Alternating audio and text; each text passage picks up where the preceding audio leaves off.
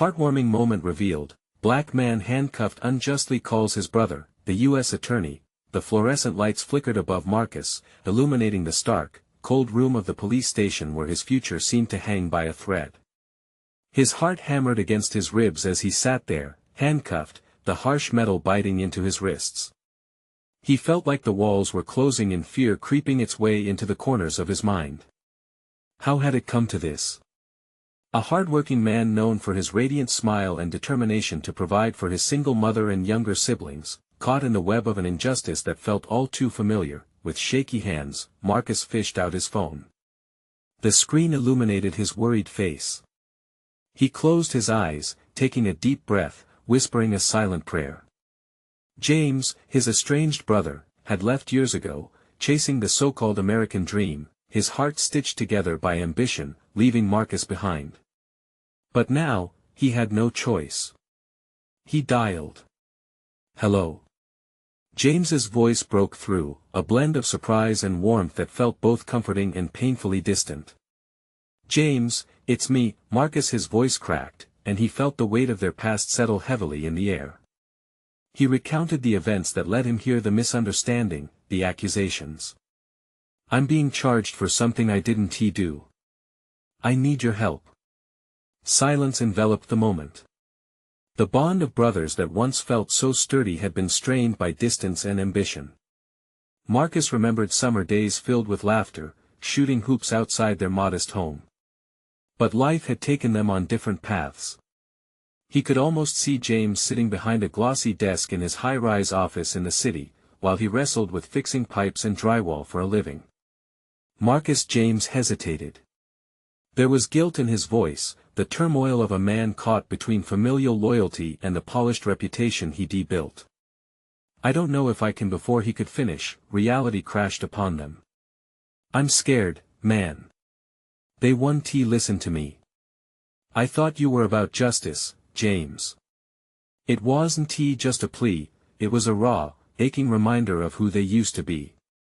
A reminder of promises made in the innocence of youth. James's heart raced, caught in a storm of emotions. His life's work had all come down to this moment, and the weight of their shared childhood loomed larger than any courtroom or title. Could he risk it? Could he face the community that might judge him for stepping out? Marcus shifted in his seat, anxiety gnawing at him. When the police chief's name echoed in the hall, he clenched his fists. Could this be how it ends? The door creaked open, revealing the stern faces of officers who believed the narrative written for him. Everything felt so wrong. He felt the cooling air from a distant past, a memory of family dinners where forgiveness lingered thick like gravy. Each moment felt fragile, hanging by a thread as both brothers faced the heartbreaking reality of their choices. Would James really turn away from him again? Before we continue, I need to let you know about something important that's happening.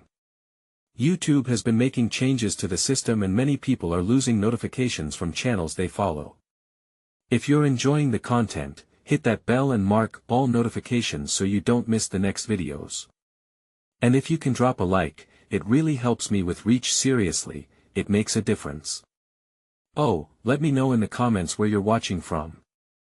I'm always curious to know who's on the other side of the screen. Now let's continue. As thoughts of hope battled against despair, the door swung open wider, and steps echoed toward him. It was James, standing at the threshold with determination etched into his features. The air shifted, charged with hope but also the fear of what decisions lay ahead. The justice nestled in the cranny of their brotherhood. Would they rise together or crumble apart? James stepped through the doorway, his breath catching in his throat at the sight of Marcus. The pain and fear in his brother's eyes pierced right through him. They had both changed so much over the years, but in that moment, they were still those two boys who used to laugh until their sides ached, dreaming of a world where nothing could tear them apart. "Marcus," he whispered, searching for the right words, but nothing felt adequate. The distance between them seemed vast, filled with memories of missed birthdays and unspoken resentments. He took a deep breath, forcing himself to focus. "I'm here. We'll figure this out. I promise." Marcus looked up, his eyes shining with a mixture of relief and disbelief. You're really here? You're not just gonna walk away again? No, James replied, his voice stronger now. I won't turn my back on you this time. You're my brother. The words hung in the air, thick with unspoken feelings of loyalty and regret. It all came flooding back to Marcus: the laughter, the football games, the times James had promised he'd always be there for him.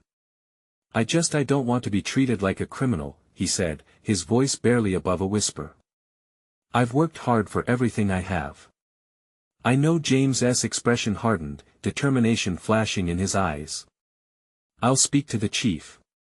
We can clear this up. You didn't do anything wrong. But as he spoke, Marcus's anxiety resurfaced. What if they don't believe us? What if they just want to pin this on me to avoid real issues? James clenched his fists, running a hand through his hair. We can't let fear dictate our actions. We need to fight, not just for you, but for everyone who has faced this kind of injustice. It's time to make some noise. Make noise? Marcus scoffed. That's easy for you to say. You've got all the power and the fancy title. They see me, they see a criminal. They won't listen to anything I say. Frustration bubbled in James's throat. That's exactly why I'm going to fight for you. This isn't just about us anymore. This is about the system that's failing people like you every single day. In that moment, Marcus saw the flicker of the brother he had once known. The anger inside him began to simmer down, replaced by something softer: hope. Can we really do this? James squared his shoulders and nodded, chest puffed out with conviction. We can't let them define who you are. I'll bring in Lila, my paralegal. You'll have all the help you need. Marcus felt tears prick at the back of his eyes, a wave of emotion washing over him. This was his brother, willing to fight for him, just like they used to fight for each other back in the day. Okay, he said, voice cracking. I'll trust you. Just then, the heavy door creaked again, and in marched Officer Daniels, his expression stoic. You're coming with me, he said, gesturing for Marcus to rise. Fear shot through Marcus like electricity. Wait. I haven't done anything. As Marcus stood, James shot forward, positioning himself between his brother and the officer. No. We're not going anywhere without some answers. And when it happened, the tension in the air shifted like a storm about to break. Would James find the courage to stand strong against the force of the law? Would Marcus's innocence shine through the prejudice surrounding him? The stakes were higher than ever, and their confrontation was just beginning. Would they take the first step toward justice or watch the walls close in around them once again?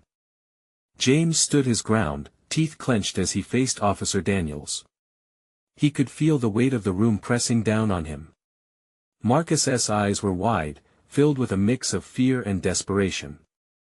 I need you to trust me, James said softly, but firm enough to emphasize his resolve.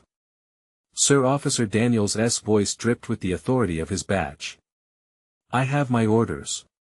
Step aside. No. James shouted, causing Marcus to flinch. For a brief moment, he was that little boy again, standing up for his brother on the playground, arms outstretched, ready to do whatever it took to protect him. You can't just take him. Not when you don't have all the facts. Facts. Daniels shot back, eyebrows raised. We have surveillance footage. Witness testimonies. Your brother was found at the scene and I don't care about what people think they saw. James interrupted, his heart racing. They don't know him. They don't know the man he has become. You're stereotyping him, just like everyone else. The officer's jaw tightened. That's enough, Mr. Anderson. I'm not here to argue. No, you're here to enforce a narrative, James pushed back, the heat rising inside him. And I refuse to sit by while my brother becomes a statistic. You can't ignore the truth just because it's inconvenient. He caught the glimmer of hope in Marcus's eyes again, a spark he hadn't seen in too long. You really think they'll listen? Marcus asked, his voice trembling. James glanced back at him, the words swirling in his mind. They have to. With a huff, Daniels signaled to his partner at the door, get him ready to book. We'll sort this out at the station. There's no way you're taking him without speaking with me first. James urged, pressing further forward. I want to see that evidence. Let me speak to the chief. The officer hesitated, caught off guard by James's unyielding resolve. Please, James continued, softer this time. If there's any chance we can stop this now, let us take it. For once, let us choose understanding over assumptions. Silence filled the room. Daniels shifted his weight, glancing at Marcus, who stood rooted to the spot, caught between two worlds. 10 minutes, Daniels finally conceded, eyes narrowing. You get 10 minutes with the chief. But the moment you're done, he's going to lock up. Fine. I'll take it, James replied, his voice steadier now. I just need you to see that he's more than what you think. This isn't just about the accusation. This is about a man's life. With that, Marcus took a deep breath, the tension in his shoulders relaxing just a notch. But as they moved to leave the room, James's mind raced. What would he say? How could he convince them to see Marcus as he was a talented artist with dreams, not a criminal? The clock was ticking. Every second felt weighty. Despite the fear gnawing at him, a flicker of hope ignited in his chest. Maybe this was the turning point they needed. Maybe it was time to reveal the truth, the entire truth. Then, before they could exit, Marcus called out softly, fear inching back into his voice, what if they still don't believe me? James turned to face him, the painful weight settling back in. Then we make them listen. Together. Together. The word lingered in the air, resonating with a sense of unbreakable bond. They had faced the toughest battles alone before, but this time, they were a team. As they approached the office door, uncertainty loomed large over them. Would they discover the truth, or would they succumb to the shadows of doubt once more? The stakes were rising, and the fight for justice was just beginning. James's heart raced as he stepped into the narrow hallway, the fluorescent lights casting a harsh glare. The walls felt like they were closing in, each step weighed down with the gravity of the moment. He turned to Marcus, whose eyes glistened with uncertainty. Stick close to me, James said, trying to mask the tremor in his voice. If we're going to talk to the chief, we need to show he's worth listening to. Marcus nodded but remained silent. James could sense every emotion swirling inside his brother: confusion, fear, and the flickering hope that maybe, just maybe, they could change the outcome of this day. They reached the office where Chief McKinney sat, a somber figure behind an imposing desk, surrounded by scattered papers and an air of authority. His eyes flicked up, and James felt a moment of dread creep in. Mr. Anderson, McKinney said, his voice steady, almost disinterested. What's so urgent? We're in the middle of something serious here. James took a deep breath, gathering his thoughts as he prepared for battle. Chief, I'm James Anderson. This is my brother, Marcus. We're here because you're about to make a mistake. McKinney leaned back in his chair, arms crossed. Mistake? The evidence is clear. Your brother was found at the scene. Found at the scene doesn't mean guilty. James interjected, the passion in his voice rising. You're overlooking the bigger picture, what led him there, what the context really is. Has anyone even bothered to listen to him? The chief's expression hardened. What are you implying? That you're not looking beyond the surface, James replied, his determination surging. Marcus is an artist, not a criminal. He has had dreams, passions, and a future ahead of him, one that can't be sacrificed because of a few frames of video. McKinney raised an eyebrow, skepticism etched in his features. I'm not here to debate his character, I'm here to uphold the law. Upholding the law means understanding the truth, Marcus finally spoke up, his voice a quiet tremor but full of urgency. You don't know me, Chief. But I've spent my life trying to show what I can create, not what I can destroy. Just hear me out. For a fleeting moment, James saw a crack in McKinney's fortress. The chief's posture softened, just a little. What do you propose? McKinney asked. James felt a surge of adrenaline.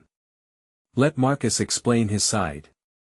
Let him tell you everything: the art show he was attending, the connections he has, the people who can vouch for him. It's not too late to consider what really happened. He leaned in, urgency painting his words.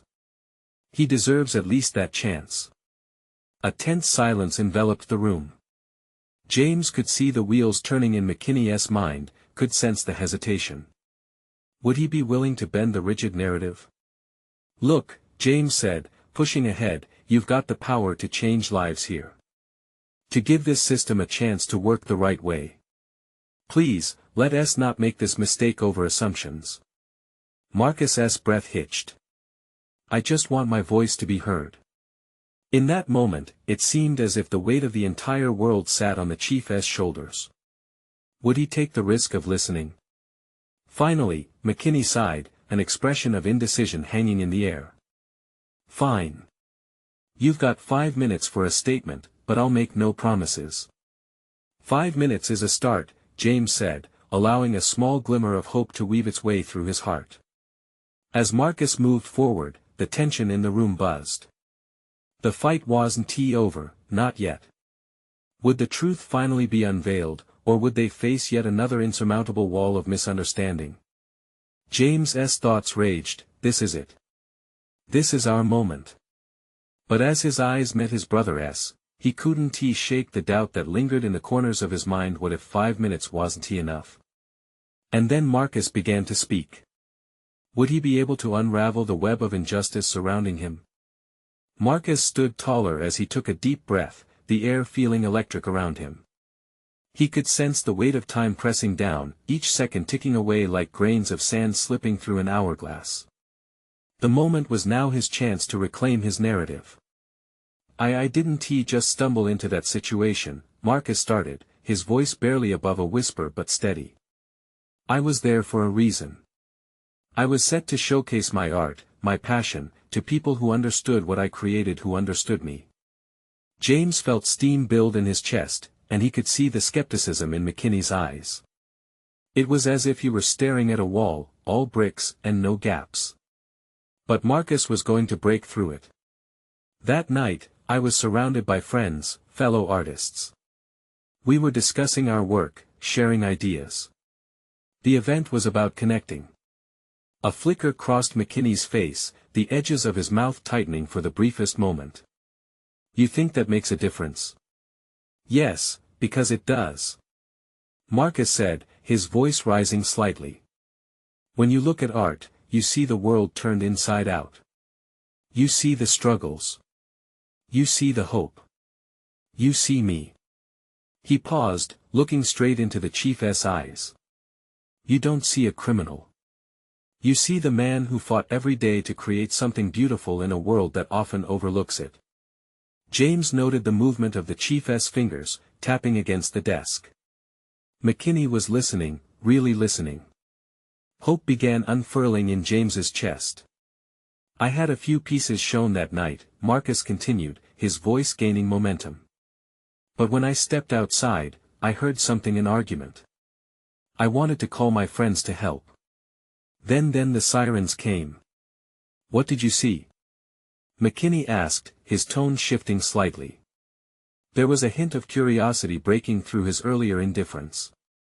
I saw chaos, Marcus replied, his eyes shining now. But more importantly, I saw people in need. I'm not the person you think I am. Just because I was there, doesn't mean I'm part of the problem. I want to be part of the solution. A long silence filled the space, wrapping around them like a shroud. James's heart swelled with pride for his brother. He could see the passion radiating off Marcus, the determination to not only defend himself but to stand for every person who felt invisible, misunderstood, or misjudged. Don't shut me out based on assumptions, Marcus urged. That's not justice. Justice means understanding. It means having empathy. You have that power, Chief. Their eyes met, and for a moment, James dared to dream that McKinney would choose to see. The weight of their struggles loomed large in the room. Could one man's determination affect a collective consciousness? All right, McKinney said finally, his voice still cautious but somewhat softened. You're saying there are witnesses? People who can corroborate your story? Yes. My friends were there, and I can give you names. They'll help you see what really happened, Marcus said, a wave of relief washing over him. As McKinney contemplated next steps, a glimmer of hope sparked between the brothers. The fight wasn't over, their goal was still distant, but they could feel the ground shifting beneath them. There was power in Marcus's words, a chance for redemption. Consider this, Chief, James interjected gently. If you let him point you to truth, you might just find out what real justice looks like. And as the air in the room began to fluctuate with possibility, an unexpected knock echoed through the door, slicing through the fragile hope with an urgency that made both brothers freeze. Who's there? McKinney called out, irritation creeping into his voice. Chief. You need to see this. New evidence just came in. James's stomach dropped. What could be more important than Marcus's words? Would it change everything they had just fought for? Just a moment. McKinney barked, frustration bubbling over. James and Marcus exchanged glances, their breath caught in their throats. What was this new evidence? Would it help or hurt their battle? The anxiety clawed at them. Hope and dread danced in their hearts. Interrupting the fragile moment they'd just begun to build. As McKinney rose to answer the door, the brothers held on tightly to the flicker of hope, praying it wouldn't be snuffed out too quickly. Would they find support, or would this turn the tide against them? McKinney opened the door, the hinges creaking, and a young officer stepped inside, concern etched across his face. He held a file tightly, his fingers slightly trembling. Chief, I think you'll want to see this, he said, urgency slicing through his words. As McKinney scanned the thick folder, the room fell eerily silent. The air seemed to thicken, every breath feeling heavy with unspoken words. James observed the chief's expression closely, his heart racing, hoping for even a hint of relief or understanding. What's in here? McKinney asked, folding the file open, barely glancing at the contents. His eyes darting between pages, searching for meaning. With each flick of a page, the tension escalated. James felt Marcus tense beside him, his body rigid as if holding on to the last remnants of their hope. Is it good?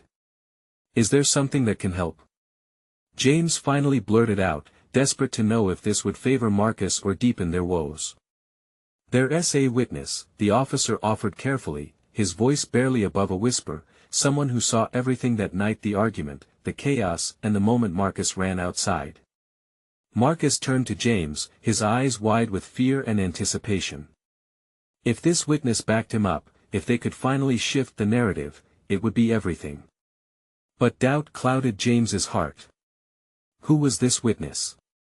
What would they say? Do we have a statement? McKinney questioned, his gaze finally lifting from the file to settle on Marcus. They're willing to talk, the officer replied, nodding.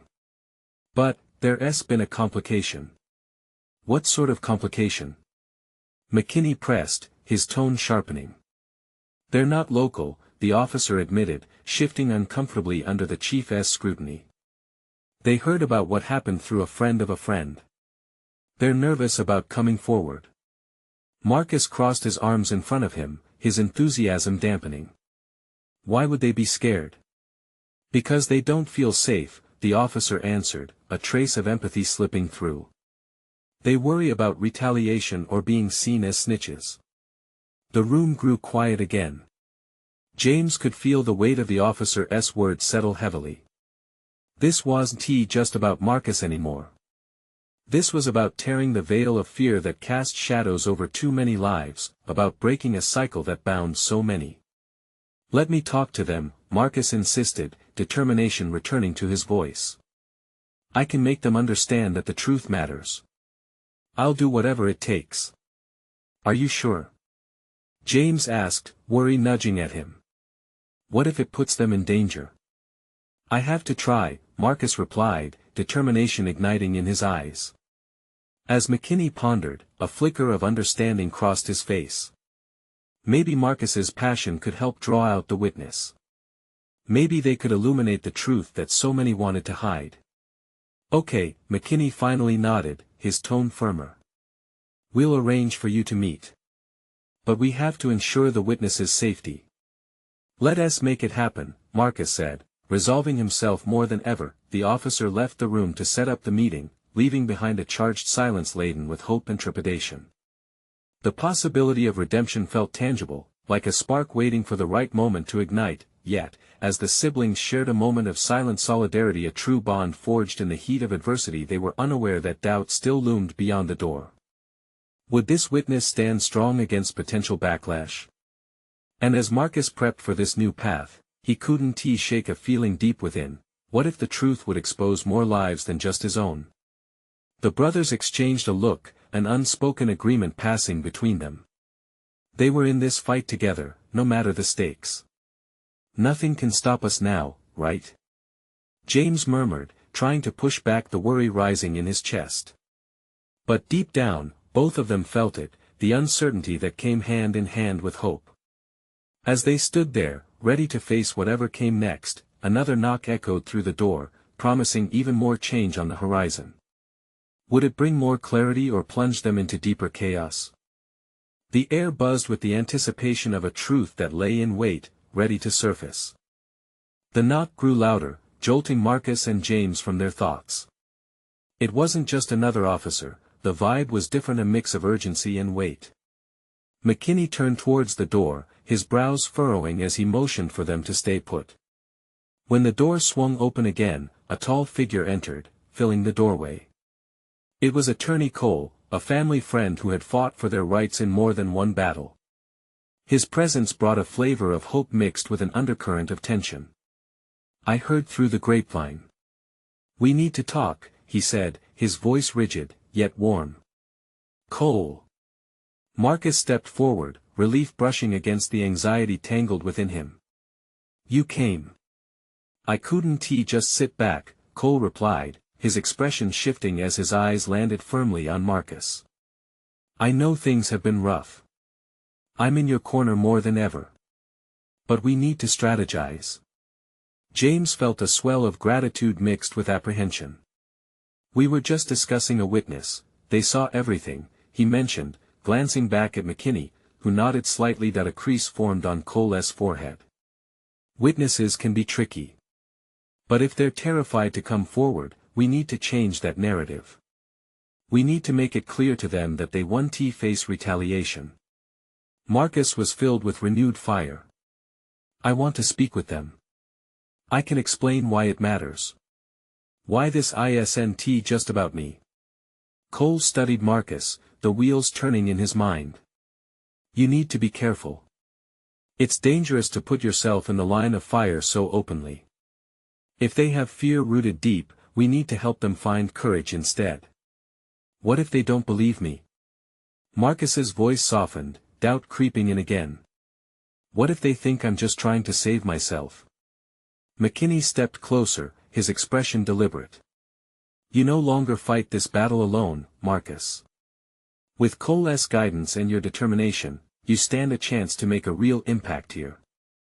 The room fell silent, the weight of that statement saturating the air. James wanted to believe in the power of their unity, their resilience. Was it enough to stir someone into speaking up? Cole interjected, breaking the stillness, we need to establish trust, make sure the witness knows they're not alone. People wanting to stay silent often feel shackled by fear of losing everything. It's up to us to give them a light. Then let us do it, Marcus said, a newfound edge sharpening his resolve. We just need to find them and show them they have support. Where do we start? James wondered aloud, his heart racing at the thought of getting closer to the truth. Cole reached into his pocket, pulling out a notepad filled with information. I have contacts, names. We'll approach them carefully. But the more we dig, the more we prepare, the better. The mixture of urgency and determination buzzed among them. They were no longer mere players in this game. With Cole, they were forming into a united front. As the conversation continued, laying out plans and strategies, somewhere deep down, a spark of hope ignited. The fabric of community began to weave tightly around their mission, even against the backdrop of fear. Yet, the looming question would not leave Marcus's mind. What would happen if, at the final moment, the witness faltered? What if the very hope they were building shattered before it had a chance to grow? Suddenly, the tension of the room shifted as another knock resounded, echoing through the walls like a drumbeat of fate. This time, the air felt electric with possibilities. What or who awaited them on the other side of that door? Would this new arrival turn the tide, or further cloud their journey towards truth? The pulse of uncertainty danced in the air, leaving the brothers poised on the edge of change. The door creaked open slowly, barely revealing the figure standing on the threshold. It was a young woman, her wide eyes filled with trepidation, scanning the room before landing on Marcus. "Jade?" Marcus whispered, his heart pounding. They hadn't seen each other since the incident that had upended their lives. She appeared smaller than he remembered, as if the weight of her own fear was pressing down on her. "Marcus," she hesitated, biting her lip as she stepped inside, the door closing softly behind her. McKinney straightened his posture, evaluating the situation. "What brings you here, Jade?" Jade shifted uneasily, her gaze darting to Cole before meeting Marcus's. "I heard you were looking for witnesses. I need to tell you what I saw." Hope ignited within Marcus, but it was tempered with caution. "You're sure? I don't want you to feel pressured." "No, I want to. I should have come sooner. I was scared." Her voice trembled, but there was strength there, too. James stepped forward, sensing her hesitation. "You won't be alone. Whatever you share stays here. We'll protect you," he assured her. Jade took a deep breath, her shoulders squaring a little as she gathered her thoughts. "I was at the park that day. I saw everything. I saw them take you down." Cole leaned closer, his notepad ready. "Can you walk us through what happened?" With each word, Jade's story wove a chilling picture. She recounted the chaos, the loud voices, the confusion that erupted.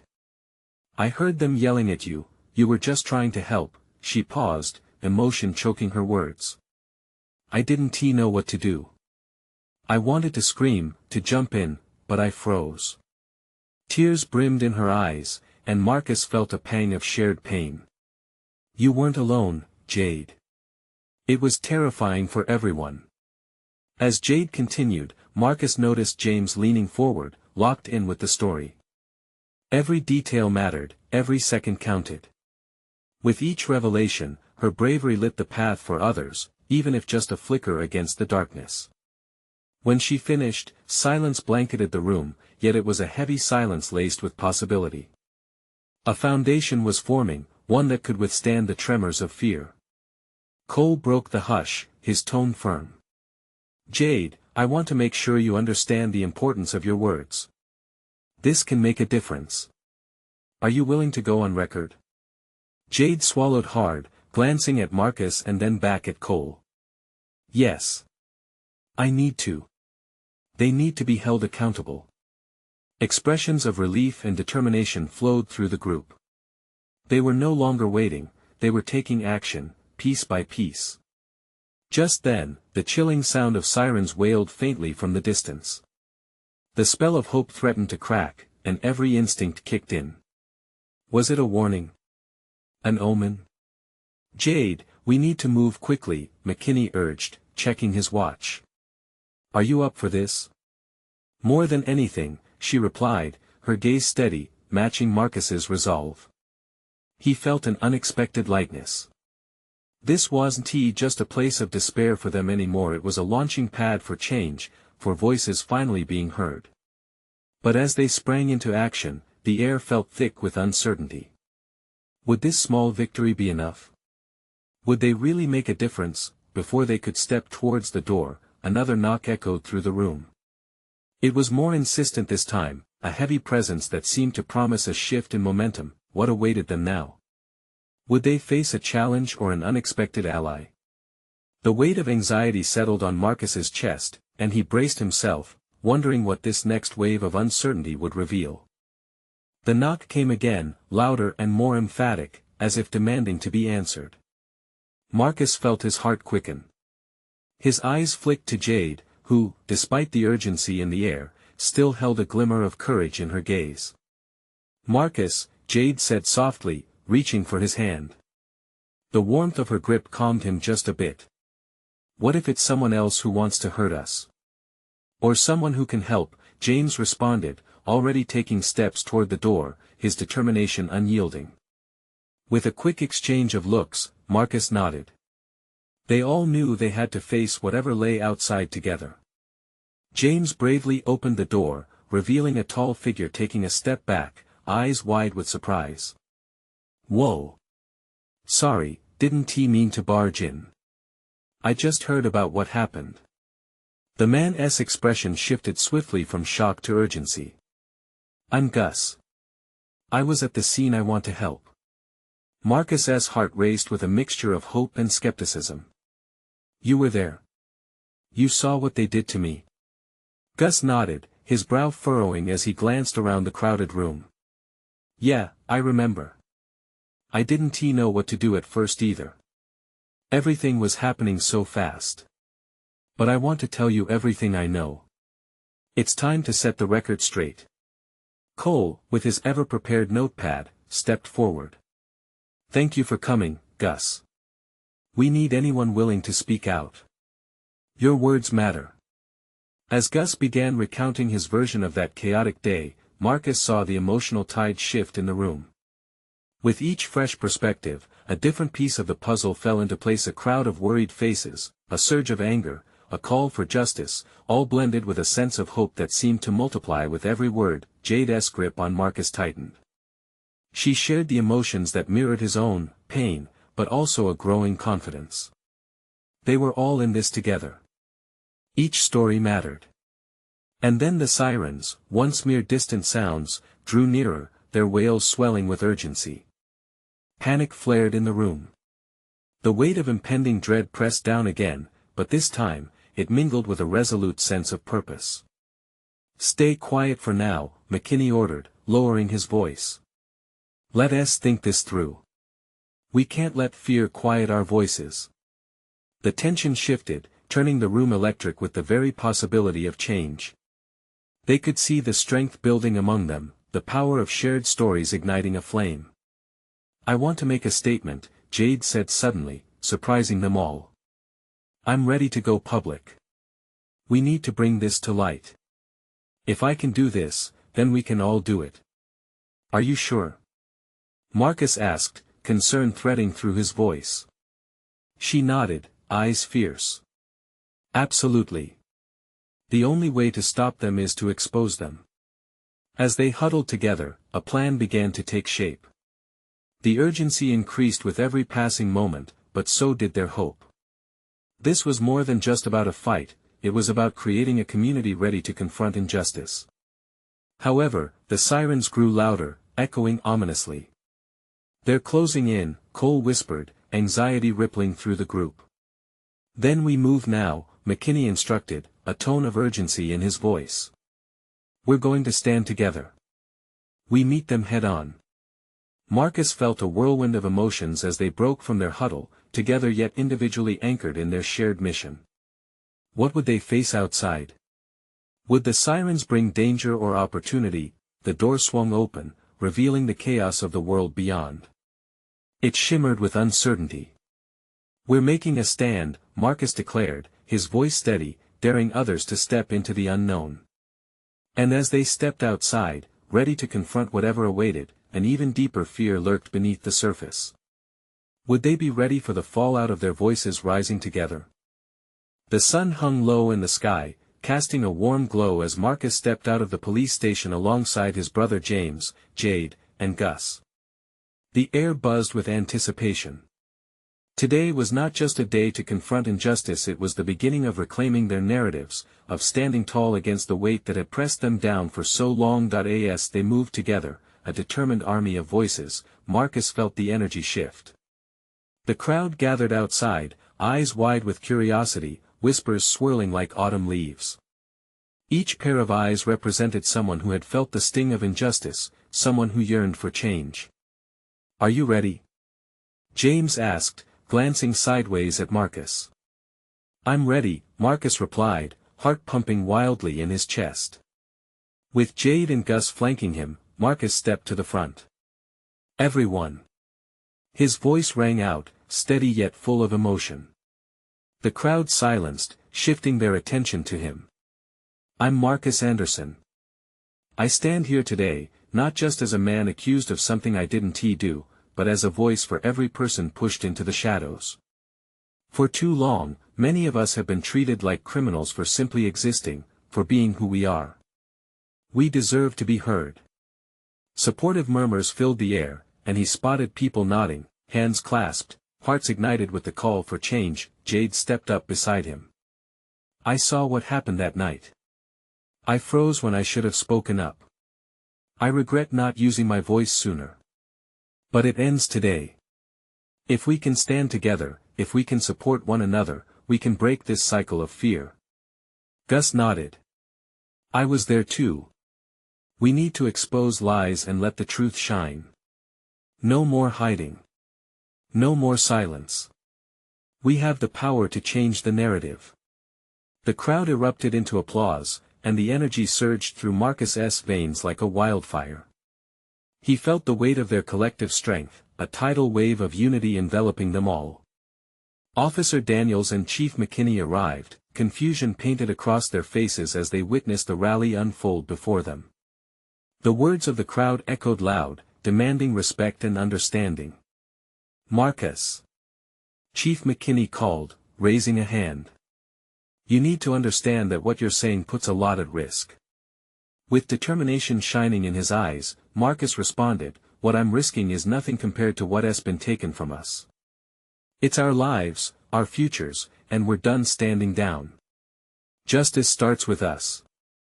A wave of courage washed over the crowd. People began to step forward, sharing their own stories, their own struggles against a system that often overlooked them. One by one, voices rose, painting a vivid picture of resilience in the face of scorn. As stories unfurled, James felt his heart swell with pride. His brother alpha and brave, not just for himself, but for so many others. This was a moment of transformation, not only for Marcus but for every soul craving acknowledgement. "Silence is no longer acceptable," James shouted, his voice breaking through the noise. "We challenge the system today, together." The fervor in the crowd intensified, united in purpose. Jade took a deep breath and, with all courage, gestured toward Officer Daniels. "This change is necessary. We aren't your enemies, we're your community, and together we will hold you accountable." Amongst the cheers, fear gripped Marcus for a fleeting moment. What if they didn't listen? What if this moment was just a whisper lost in the wind? But as his gaze drifted over the crowd, he felt the strength surge within him again. "This is bigger than me," Marcus shouted. "This is for everyone who has been sidelined, misjudged, and discounted. We deserve assurance, our voices matter." The crowd responded, raising their fists in solidarity, igniting a fire nobody could dim. James stepped forward once more, looking directly at McKinney. "You have a choice, Chief.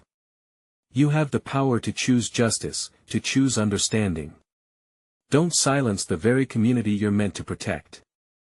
As tension crackled in the air, McKinney hesitated, a deep furrow running across his brow. But something shifted. A flicker of realization played in his eyes. There was power in this moment, in the swelling unity around him. Then, to everyone's astonishment, he nodded slowly. "Okay," he said, voice shaky but resolute. "I'm willing to listen. I'll set up a meeting with your witnesses, and I promise integrity will guide the way. For justice to thrive, it must evolve into something fair for everyone involved." The cheers erupted into joyous roars, arms lifted high like banners of hope. James turned to Marcus, who was now beaming with a radiant smile that lit up the evening. Tears pooled in his eyes, pouring over as the weight of fear and doubt drifted away. "We did it, Marcus. Together, we did it." Marcus wrapped him in an embrace, the warmth of brotherhood filling every crevice of doubt. As they stood amongst their community, no longer just brother and brother, but allies in a profound transformation. Hope blossomed. Laughter erupted around them, a symphony of resilience, togetherness, and the promise of change. Their struggles had forged an unbreakable bond, rooted in love, determination, and the ferocious desire for justice. This was the moment. They had taken a stand. The paths that had once pulled them apart were now merging into a brighter future. "Let us keep this momentum going, everyone," Jade called out, excitement bubbling. "Share our stories, flood the world with our truths." And James, Marcus, and their community knew that from here, their fight had only just begun. So, as you read this journey of transformation, remember, you need to subscribe now. This is the moment to show your support. Leave a like now to feed the algorithm and help spark change. Comment below with your reactions and feelings about the ending, and more importantly, share instantly this video with at least 5 friends who need to see this transformation. Don't wait not even one more second. Let us uplift every voice that needs to be heard.